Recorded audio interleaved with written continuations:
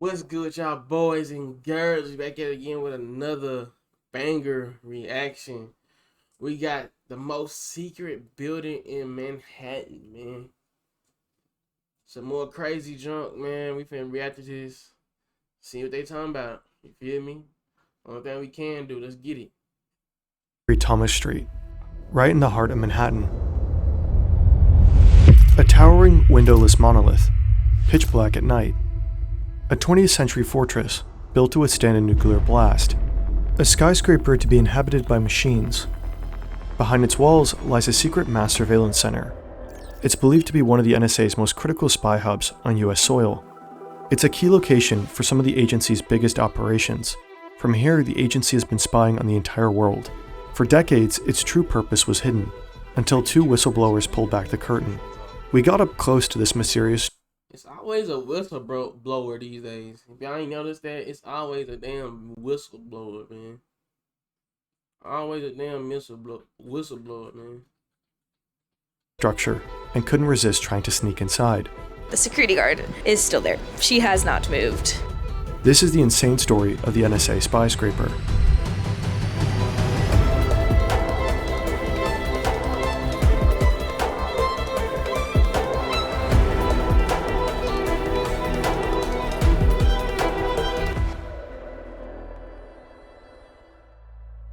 Parts of this video are based on investigative reporting by The Intercept. We highly recommend checking it out. I am off the subway and I am now heading to the building. Oh, actually, I see it right now. And it is huge. We wanted to know everything about this building, so we sent a friend to check it out. Hi, I'm Sharik and I am a filmmaker. Today I am about to go check out 33 Thomas Street. So I am heading there now and I'm taking you guys with me. Sharik is probably on some list now, so show her some love in the comments. Sharik. Hit me up, Sharik. I ain't gonna lie to you. All jokes aside, hit me up. Do you know what's in this building? I'm No like, idea. You don't? Okay. I've always thought about this building. There's no windows, there's only like vents. I don't know what it is. It's kind of strange. I have no clue. Some people think it might be It is a strange building though, like no windows. Just like, what's going on? Let's be for real. What's going on, bro? the NSA, like on one of like the biggest surveillance hubs. Yeah, it probably is. 33 Thomas Street is unlike any other building in Manhattan. The skyscraper is located here, in the Tribeca area. It was built in 1969 and completed in 1974. While it's not as tall as many of the other towers around, it still stands out. The building is about 170 meters tall, with 29 floors of It's like it is a secret building. Like, what's going on with this building? above the ground, plus 3 underground levels. There's a strange beauty to its design, fascinating enough that it draws you in, yet so intimidating it makes you uncomfortable. When you stand before it, one thing immediately stands out. It is entirely windowless. This building No windows for real. literally has no windows. Like it's very odd. Also, there's just really not a lot of people on this street, like at all. Peeking inside is almost impossible. On levels 10 and 29, there are several large openings, massive air vents that hint at what might be going on inside. 33 Thomas Street is often described as one of the most secure buildings in the US. The facade is sealed with flame-treated Swedish granite, a material known for its exceptional durability and resistance. It's made out of granite. If you know, granite lasts a long time.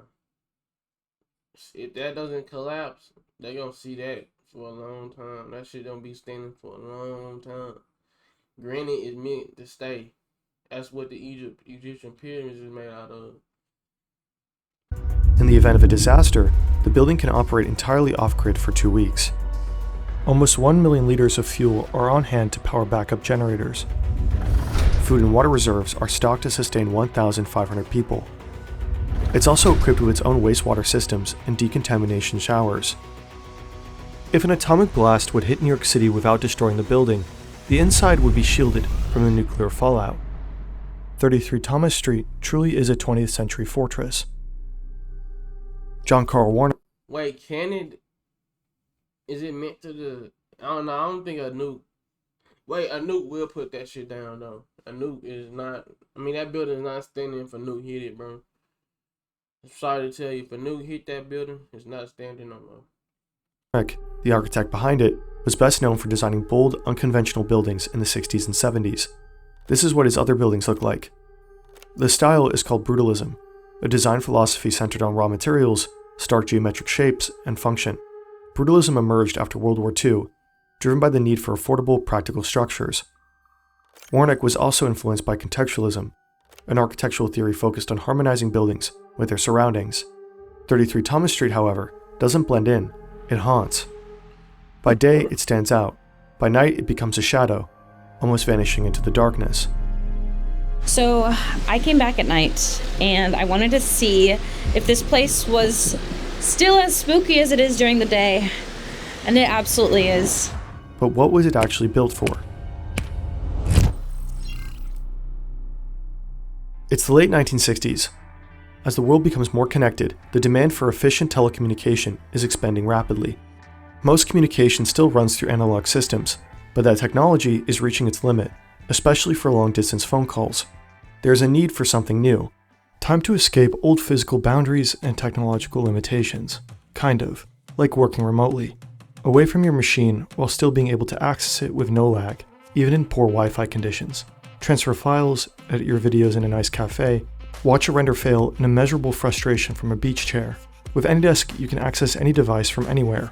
The connection is so fast, it feels like you're sitting right in front of the I'm thinking they talking about this building doing this shit. It's a damn ad. remote machine. And it works on every platform. Windows, macOS, Linux, even Apple TV, and many more.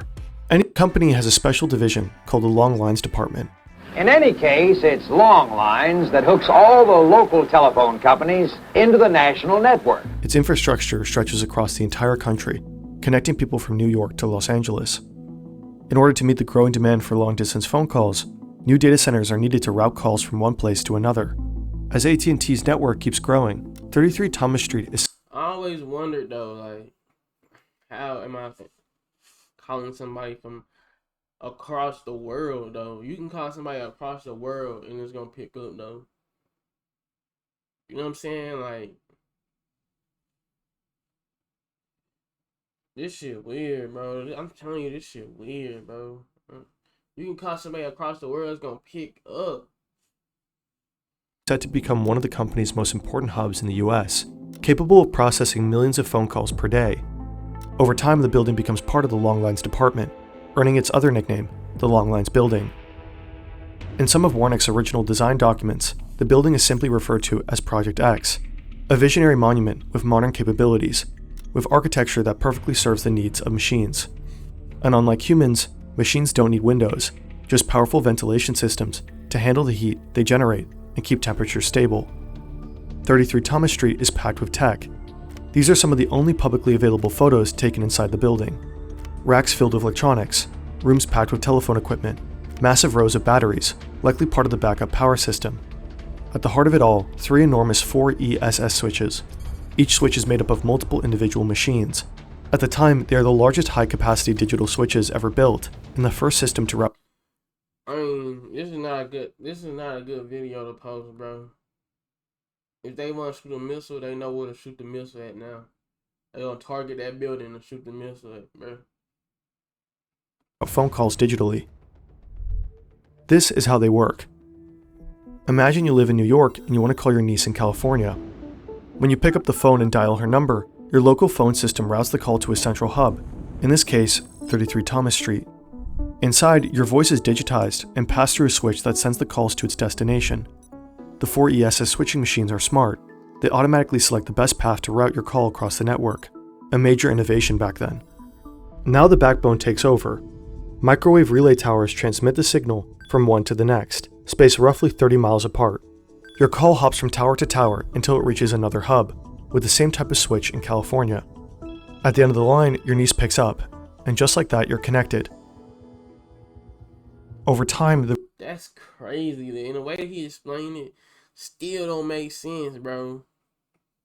It really still don't make sense. Even the way he just explained it don't make sense. relay towers vanished. Fiber optic cables took over, carrying much more capacity. But the need for central hubs remained. By the 1990s, an average of 175 million calls per day passed through 33 Thomas Street. With millions in and around New York City increasingly depending on uninterrupted communication, this facility had to be absolutely secure. The Long Lines building became the nerve center of communication in New York City. In fact, it became indispensable. September 17, 1991, the middle of the night. A power failure at 33 Thomas Street shuts down half the phone traffic. Calls in and out of New York go dead. Air traffic control also goes down at 3 major airports. Flights are thrown into chaos, some delayed by as much as 4 hours. The power failure was caused by a combination of technical and human error. 2 4 ESS switches shut down completely. A third is partially affected. Of course, 33 Thomas Street is prepared for this, or at least it should be. But due to yet another technical failure, the backup generators don't kick in. As a result, over 5 million calls are blocked, and air traffic communication to nearly 400 airports is disrupted. On this day, 33 Thomas Street proves just how critical it is to the nation's telephone infrastructure. Sure would be nice to tap that.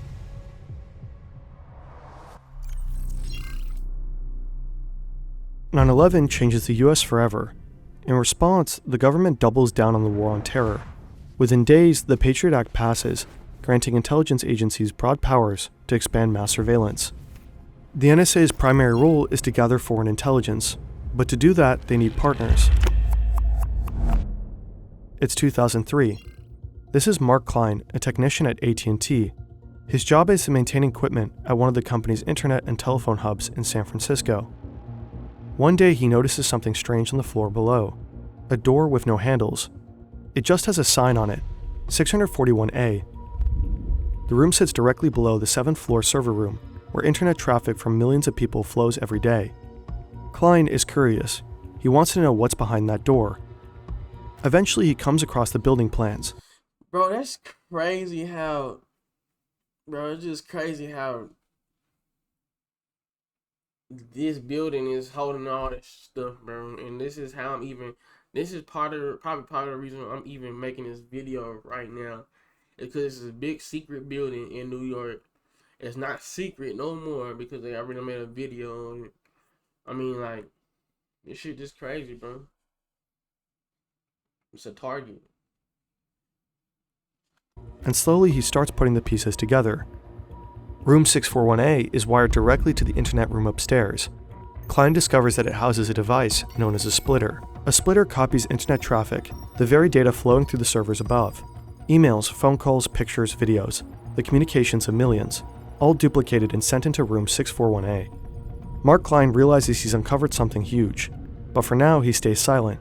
He's scared and unsure if anyone would even believe him. In 2005, news breaks. President George W. Bush has quietly authorized the NSA to spy on American citizens. This is the moment Mark Klein decides to go public. With the help of a digital rights group, he files a class action lawsuit against AT&T on behalf of everyone whose data was secretly monitored. But in 2008, the case gets dismissed. Congress passes the FISA Amendments Act, a law that retroactively legalizes the surveillance program and grants AT&T legal immunity. Still, Klein's actions leave a mark. He exposed Room 641A and revealed that AT&T was helping the US government spy on its own customers. And his revelations are just the beginning. Let's not act like, bro, they spying on us regardless, bro. They spying on us regardless. AT&T, T-Mobile, Sprint, all of them. They all, Apple, the phone company, they all spying on us, bro. Like, if they want to know something, they can figure it. They'll figure it out. There's no stopping this. There's no stopping this, y'all. Unless you put it down and throw it away, there's no stopping this. No stopping it, bro. I'm sorry. The calm before a much greater storm. In 2013, a 29-year-old NSA analyst tells his supervisors he's taking a couple of weeks off. He says it's for epilepsy treatment. In reality, he boards a plane to Hong Kong. Here, he will leak top-secret NSA files to the press and inform the public about sweeping privacy violations. Former CIA employee and computer technician. The U.S. is on the hunt. Top secret information about the U.S. NSA leaker Edward Snowden. Edward Snowden shares thousands of classified documents with journalists, highly sensitive material that offers a rare look inside the NSA's surveillance machine. The Snowden files reveal something staggering. The NSA hasn't just been spying on U.S. citizens, but also on politicians, allies, foreign governments, and even world leaders. A global scandal erupts, exposing the vast scope of the agency's mass surveillance program. I mean, it's not a, we know this, bro. We know this. Journalists around the world begin working together, combing through the documents and gradually releasing them to the public. Over the following years, pieces of the puzzle come together, one at a time. And in 2016, reporters at The Intercept go public with a shocking discovery. Intelligence agencies use codenames to conceal sensitive operations. In the leaked NSA files, some of these codenames appear again and again. One of them is Blarney, a surveillance program focused on intercepting foreign communications flowing into the US. Another program is called Fairview, a partnership between the NSA and a major unnamed US telecom operation. And then there's this, Titan Point. The leaked files identified Titan Point as a secret NSA surveillance site. Hidden in the heart of New York City, Titan Point appears to house highly specialized technology, including so-called foreign gateway switches, with RIMROC access. RIMROC is code for 4 ESS switches. And then there's Lithium. According to the files, Lithium is a partner responsible for supervising Titan Point. Earlier reporting had already revealed what Lithium really stands for, AT&T, the owner of 33 Thomas Street. Journalists at The Intercept start connecting the dots, and they conclude that Titan Point is a codename for the Long Lines building. That makes sense though. I mean, it does have all the information in that building of everything going on. I mean, it makes sense. Like, it's not rocket science. If they would have kept it more secret, then it would have been like, what's going on? But you made a building with no windows. Like, come on now. That's easy. It's easy to figure that out. That something is up with this building. Their investigation reveals that NSA has been using 33 Thomas Street as a major mass surveillance site. The building even shows up in a leaked travel guide meant for NSA agents. They're told to prepare cover stories for both family members and co-workers. Agents must also use a cover vehicle provided by the agency when visiting a site like 33 Thomas Street. According to the handbook, the NSA works closely with the FBI, which handles security at Titan Point. Conveniently, the FBI has offices right next to the skyscraper. So here is 33 Thomas Street, and there is the FBI building. Okay. That makes sense though. That's how they be getting all that information in. That's how they be getting all that information, man.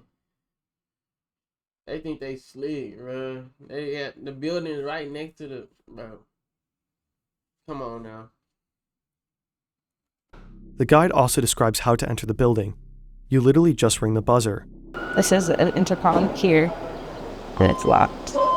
And I was told I could not, and I cannot take any videos from the front. Sharik actually caught someone leaving the building. Hi. Can I ask you a quick question just for 1 minute? Is Sharika okay? Is she still alive, bro? Like, really, bro? Is she still alive after this video? This is the first time I've ever been in this building. There's actually not supposed to be people in here. I just went inside, and that was like the first thing I noticed. I was like, where's natural light? I don't, people may notice my voice, but I'll just say this much. I think there's only a few people in there, and it was pretty much empty. Probably just a random person, or an NSA agent with their cover story on lock. We will never know. But what exactly is the NSA doing here? According to The Intercept, there's a hidden room inside 33 Thomas Street, one that closely resembles Room 641A. In the Snowden leaks, it's referred to as a Sensitive Compartmented Information Facility, or SCIF for short. This room enables the NSA to tap into virtually all communications passing through the building. First, there are the 4 ESS switches inside the building, the routers that process millions of phone calls each day. Then, if you look at the rooftop of the building, you'll see massive satellite dishes. It's the only location in New York City where AT&T holds an official license for satellite earth stations. These dishes are likely AT&T on that slick stuff. I'm with T-Mobile. I ain't with that AT&T shit, man. part of Skid Row, a surveillance system designed to intercept internet data passing between satellites. They most likely capture video calls and video conferences. All intercepted data is funneled through an AT&T interface, then sent directly to NSA headquarters in Maryland. The NSA can then access it through a system called XKeyscore. I can see who you talked to. I can see who your friends on Facebook are. I can see the text messages you sent. I can read the emails you wrote. The NSA has developed its own search engine. Dang, they know everything about. You can't stop that, bro. No matter what you put on your phone, no matter what setting you turn off, you can't stop this shit, man. A kind of Google for spies. Xkeyscore lets NSA agents dig deep into anyone's life. Every bit of data captured from 33 Thomas Street and other hubs is at their fingertips, ready to be searched and analyzed. Let's say I want to read John Key's email. I enter his email address, and it sends that search to every one of these sensor networks around the world. And they search their local database of metadata and content, the content of all communications that pass through these sites. AT&T cooperated with the NSA in many instances. Internal documents even praise the company for its extreme willingness to help with NSA's missions. In 2003, a secret court order allowed AT&T to help the NSA wiretap all internet communications from the United Nations headquarters in New York. To this day, AT&T never publicly acknowledged its cooperation with the NSA, or what happens inside 33 Thomas Street. I'm still very curious what it will be like to go close, but the security guard is still there. She has not moved at all. We reached out to AT&T for comment, but received no response. A 2018 report by The Intercept suggests that there are at least 8 other sites across the US, operated by AT&T, that the NSA may be using for surveillance. Chicago, Los Angeles, San Francisco, Seattle, Washington, D.C., they all look alike. Strange, windowless buildings. Architecture, not meant for people, but for machines. Machines hungry for the data of millions. To us, 33 Thomas Street, with its mysterious, humming presence, remains the most interesting one of them all, and also the most terrifying. Yeah. I mean, what I got from that video is basically, no matter what setting you go on your phone, try to turn off and on, they can find it and watch you no matter what. So it don't really matter, you know what I'm saying? People trying to say turn off this setting so people don't track you. Man, they can still track you. That ain't nothing, bro. FaceTime, all that shit. Video calls. They said video calls. Like, they can see that shit. People were saying you FaceTime people, they can't really see and hear what you got going on. Nah, they can. This dude just said it can, man. This shit crazy, dude. This shit crazy. Don't forget to like, comment, subscribe, share the video. Stay tuned for the next one. Turn your notification bell. And let me know what y'all want to see next, man. This shit crazy, bro.